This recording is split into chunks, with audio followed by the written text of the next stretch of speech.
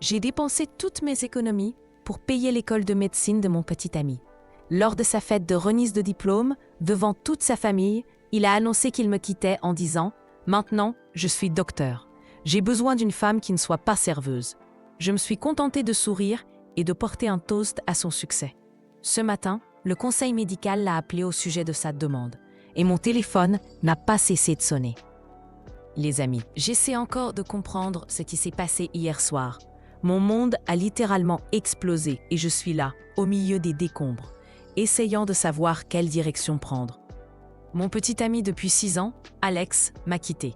Et ce n'est même pas le pire. Il l'a fait à sa fête de remise de diplôme de médecine, que j'avais moi-même organisée et financée, devant toute sa famille et ses nouveaux amis distingués.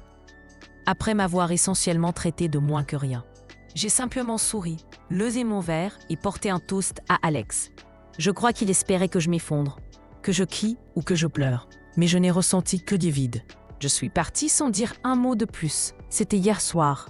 Ce matin, mon téléphone a commencé à sonner dès 7 heures et il n'a littéralement pas cessé depuis. J'ai des appels manqués de sa mère, de son père, de sa sœur et une douzaine d'Alex lui-même avec un numéro masqué. J'imagine que le conseil médical de l'État a enfin examiné sa demande. Et la vie parfaite qui s'était construite commence déjà à ressembler à un tas de ruines. Et je suppose qu'ils pensent tous que c'est moi qui ai allumé l'étincelle. Laissez-moi vous donner un peu de contexte pour que tout ait un sens. J'ai été avec Alex pendant 6 ans, depuis que nous avions tous les deux 21 ans. Quand je l'ai rencontré, j'étais serveuse dans une bonne steakhouse du centre-ville, économisant chaque dollar, car je rêvais d'ouvrir un jour mon propre petit bistrot. Lui, il était étudiant en pré-médecine, plein de grands discours sur le fait de sauver le monde. Il était charmant et intelligent, et je suis tombée follement amoureuse. Quand il a été admis dans une grande faculté de médecine, les frais de scolarité étaient exorbitants. Ses parents avaient les moyens, mais Alex, avec son immense orgueil, a insisté pour le faire seul. J'étais si fière de lui pour cela. Je lui ai dit que nous étions une équipe et que nous trouverions une solution ensemble. Je ne réalisais pas qu'en réalité, cela voulait dire que je prendrais tout en charge. Pendant les 6 années suivantes, ma vie a cessé de m'appartenir. Tout tournait autour de lui. J'ai branché sa clé USB sur mon ordinateur portable. Elle était pleine d'articles médicaux et de thèses du monde entier et contenait aussi la version finale de son grand mémoire. J'ai commencé à comparer. C'était un vulgaire copier-coller. Il avait volé des paragraphes entiers, des pages même, d'une thèse écrite par un médecin en Suède. Il s'était contenté de changer quelques mots par-ci par-là. Ce mémoire, il ne l'avait pas écrit, il l'avait volé. C'était un fraudeur complet. C'est à ce moment-là que j'ai cessé de l'aimer. C'était comme si on avait éteint un interrupteur dans mon cœur. L'homme pour qui j'avais tout sacrifié n'existait pas. C'était un personnage d'une histoire que je m'étais racontée à moi-même. À sa place se tenait un étranger. Paresseux, arrogant et malhonnête. Un homme prêt à tricher pour entrer dans une profession où des vies humaines seraient entre ses mains. Je ne l'ai pas confronté. L'ancienne moi l'aurait fait. L'ancienne moi aurait pleuré et crié. Mais la nouvelle moi, celle qui est née à cet instant, était froide et silencieuse. Je savais ce que j'avais à faire. J'ai passé les semaines suivantes à rassembler des preuves. J'ai transféré les emails sur une nouvelle adresse secrète que j'avais créée.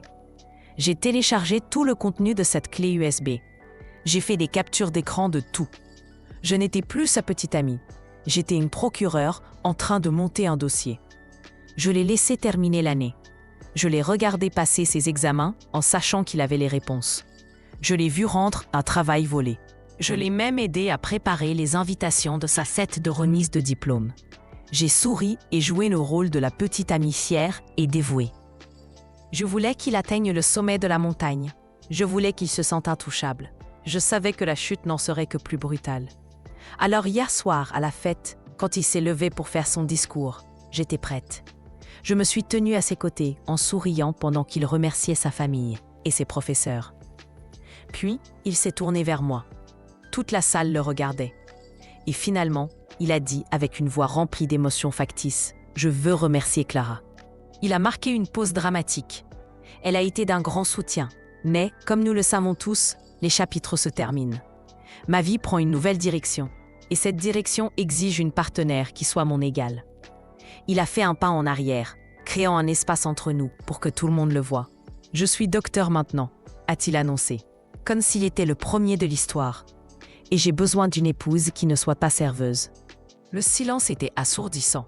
J'ai vu le visage horrifié de sa mère, la honte de son père, et aussi quelques-uns de ses amis riches qui essayaient de cacher leur sourire. Tout cela faisait partie de la blague. Et puis, il a porté l'estocade finale, regardant non pas moi, mais le public. Une fille comme toi devrait être reconnaissante que je l'ai laissée m'accompagner dans ce parcours. C'est à cet instant que j'ai souri. Un sourire vrai, sincère, parce que je savais qu'une grosse enveloppe en manille se trouvait déjà dans une boîte aux lettres, adressée au Conseil de licence médicale de l'État. Je savais que son voyage allait devenir très, très chaotique. J'ai levé ma coupe de champagne. Ma main ne tremblait même pas. À Alex, et je dis d'une voix claire et ferme, que tu reçoives tout ce que tu mérites vraiment. J'ai reposé mon verre, je me suis retournée et je suis sortie de la fête. Je ne me suis pas retournée. Je n'en avais pas besoin. Je savais que le chaos allait bientôt le rattraper. Et à en juger par l'état de mon téléphone ce matin, c'est bien ce qui est arrivé. Tout mon plan reposait sur ce moment.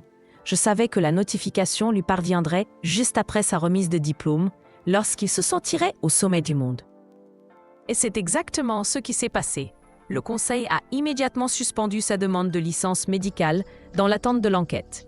Et l'université, maintenant qu'elle dispose de preuves de sa tricherie, a entamé son propre processus pour révoquer son diplôme. Ce n'est pas un docteur. Ce n'est qu'un type avec une dette étudiante à 6 chiffres et un morceau de papier sans valeur accroché à son mur. Après avoir bloqué Alex et écouté les sanglots dans les messages vocaux de sa mère, j'ai enfin fait quelque chose pour moi. J'ai ouvert mon ordinateur portable, consulté mon compte bancaire et passé en revue des années de relevés. Pendant des heures, j'ai vérifié chaque transaction. J'ai créé un tableau Excel. J'y ai noté chaque frais de scolarité que j'avais payé, chaque mois de loyer que j'avais couvert, chaque livre, chaque frais de laboratoire, chaque dollar dépensé pour sa nourriture et nos factures.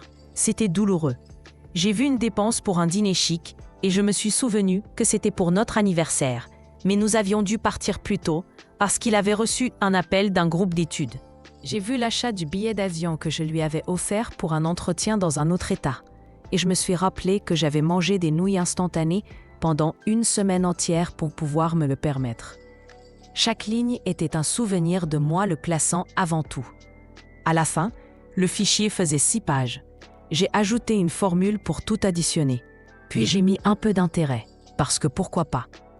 Le montant final m'a fixé depuis l'écran. 214 350 $. Le voir écrit, ce n'était pas seulement de l'argent.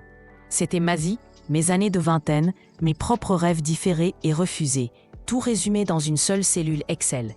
Je l'ai imprimé et cela pesait plus lourd que n'importe quel manuel qu'il avait possédé. Hier soir, j'ai enfin répondu à Chloé. Je l'ai remerciée pour ses paroles gentilles. Puis j'ai écrit « Tes parents veulent me parler. Dis-leur que je les verrai demain à midi au Hawthorne Grill. C'est mon restaurant, mon terrain. Je leur ai demandé de venir seule. Je ne suis pas nerveuse. Je ne suis même plus en colère. Je suis simplement prête. Ils veulent parler de réparer les choses. Parfait. Parlons de ce qu'Alex doit réparer. Et il peut commencer par me rendre mon argent. Deuxième mise à jour. La grande rencontre a eu lieu hier.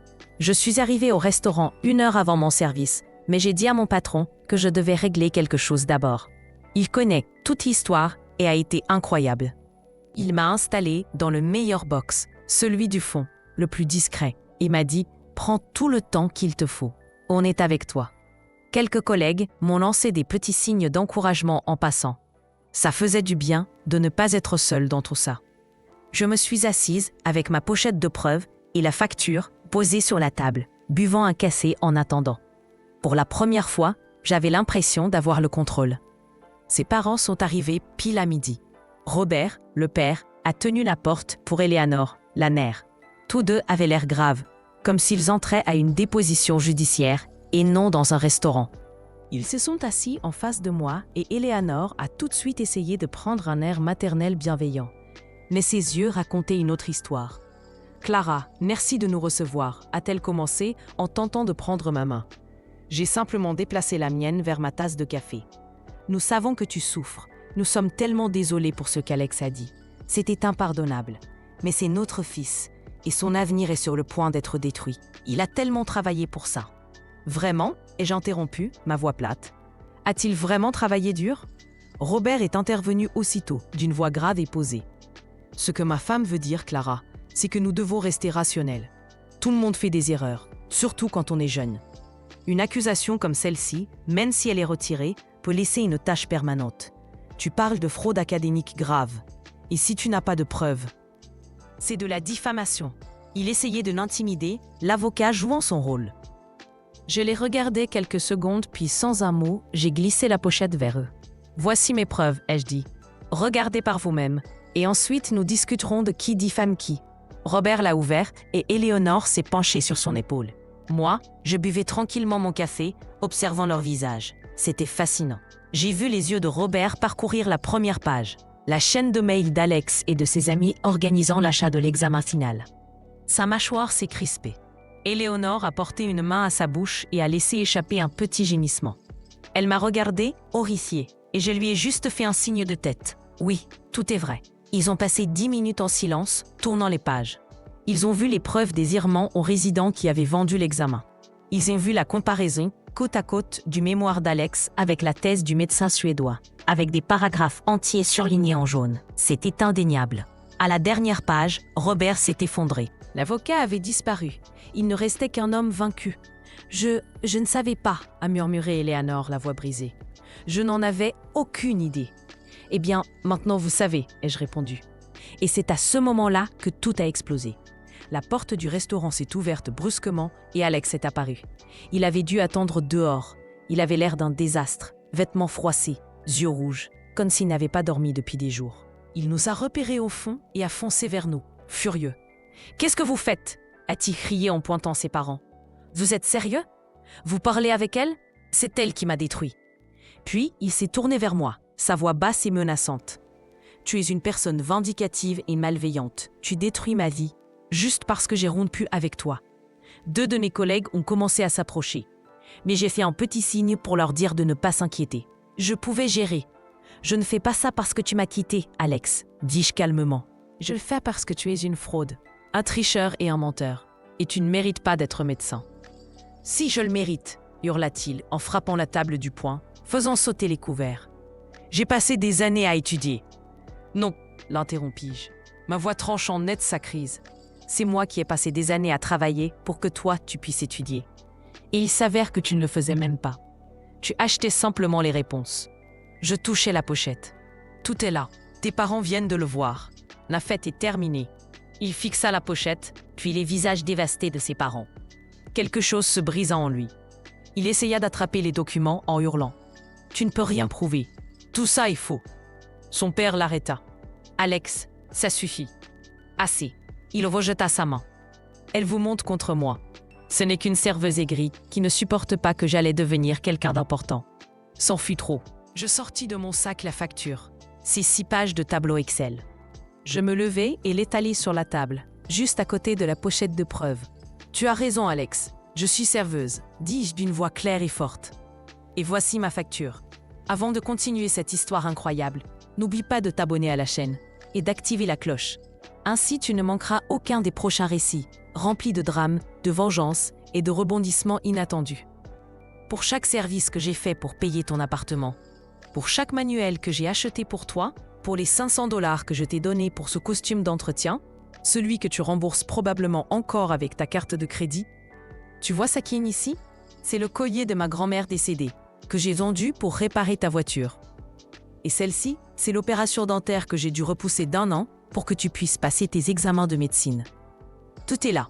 6 années de ma vie, de mon travail, de mon corps épuisé, tout ça pour que tu deviennes ce grand homme important. » Je me penchai encore plus près. « Tu veux parler de ce que tu mérites? Tu mérites de payer tes dettes. Le total est en bas. 214 350 $. Toute la table resta silencieuse. Alex fixait les pages, la bouche ouverte, comme incapable de respirer. Sa mère sanglotait bruyamment, et son terre semblait vidé, contemplant la facture comme un certificat de décès. Je pris mon sac et ma tasse de café. « Je crois que nous avons terminé, » dis-je. Je regardais Robert droit dans les yeux. J'attends d'être contacté pour convenir d'un plan de remboursement. Sinon, ma prochaine rencontre sera avec un vrai avocat, pas un faux. Je me tournai et partis. Je sentais tous les regards du restaurant posés sur moi. J'allai droit au comptoir, mis mon tablier et dis à mon patron « Très bien, je suis prête pour mon service. » Il me regarda avec un immense sourire et dit « Chain Star, m'éloigner de cette table. » Les laissant face au désastre qu'ils avaient eux-mêmes créé m'a procuré une meilleure sensation que n'importe quelle remise de diplôme. Dernière mise à jour. Salut tout le monde, cela fait environ 6 mois depuis ma dernière mise à jour. Et je pense qu'il est enfin temps de tourner la page sur toute cette histoire. Tant de choses se sont passées, et presque toutes sont positives. D'abord, les conséquences officielles pour Alex. Environ 1 mois après l'affrontement au restaurant, Chloé m'a envoyé un message. Elle m'a transmis une capture d'écran d'un avis officiel du Bureau des affaires étudiantes de l'université. Ils avaient conclu leur enquête et reconnu Alex coupable de toutes les accusations de fraude académique. Son diplôme de médecine a été officiellement et définitivement révoqué. Quelques semaines plus tard, le Conseil médical de l'État a publié sa propre décision, qui est un document public. Sa demande de licence médicale a été refusée avec préjudice, ce qui signifie qu'il est définitivement interdit d'exercer la médecine dans cet État. Il n'est pas médecin, il ne le sera jamais. Tous ces sacrifices, tous ces mensonges et ces tricheries n'ont servi à rien. Le travail était intense, bien plus dur que ce que j'avais imaginé. Nous travaillions 12 heures par jour à apprendre de tout, depuis désosser un poulet jusqu'à préparer une sauce hollandaise parfaite. Mais j'ai adoré chaque seconde. Les longues heures ne m'épuisaient pas, elles me nourrissaient. Parce que cette fois, le travail était pour moi. J'ai découvert que j'avais un véritable talent pour la pâtisserie. Un travail patient et précis qui me procurait une paix incroyable. Ma vie d'avant consistait à courir pour servir les créations des autres. Ma nouvelle vie consistait à créer quelque chose de beau avec mes propres mains. J'ai obtenu mon diplôme en tête de ma promotion il y a 2 mois. Puis, j'ai commencé à chercher un local. J'ai passé des semaines à chercher l'endroit parfait jusqu'à ce que je le trouve. C'est un petit coin ensoleillé dans un beau quartier, juste sur une rue très fréquentée. La semaine dernière, j'ai signé le bail. Mon avocat, un vrai que j'ai engagé moi-même, a vérifié tout le contrat. En ce moment même, je me tiens dans cet espace vide. Les murs sont encore nus et ça sent la peinture fraîche. Mais si je ferme les yeux, je peux le voir. Je peux voir les petites tables, la vitrine remplie de pâtisseries faites par moi, la machine à expresso qui ronronne. Il y a une énorme bannière suspendue à la vitrine. Elle dit « Prochainement ». Et en dessous, en belles lettres dorées, se trouve le nom que j'ai choisi, The Grateful Waitress Bistro. Je n'ai plus eu de nouvelles d'Alex ni de sa famille depuis ce jour-là, à part l'arrivée du chèque. Parfois, Chloé et moi échangeons des messages, juste pour prendre des nouvelles. Elle m'a raconté qu'Alex avait dû trouver un emploi de simple employé dans une société d'expédition. Il vit dans le sous-sol de ses parents. C'est l'ombre du grand homme important qu'il croyait devenir. C'est ironique. Il m'avait dit que je devais être reconnaissante du voyage qu'il m'avait offert. Mais la vérité, c'est que je suis reconnaissante d'en être descendue. Je ne serais pas ici, sur le point d'ouvrir mon propre restaurant, s'il ne m'avait pas montré son vrai visage. Il pensait que ma vie de serveuse était petite, mais il n'avait pas compris que de mon point de vue, je voyais tout. J'ai vu la bonté et la cruauté. J'ai vu l'amour et les mensonges. J'ai appris à lire les gens, à être patiente et à travailler plus dur que quiconque dans la salle. Il pensait que mon travail était une faiblesse, mais au final, c'était mon super pouvoir. Merci encore à tous de m'avoir accompagné dans ce voyage. La prochaine fois que vous aurez de mes nouvelles, ce sera avec une invitation pour la grande ouverture.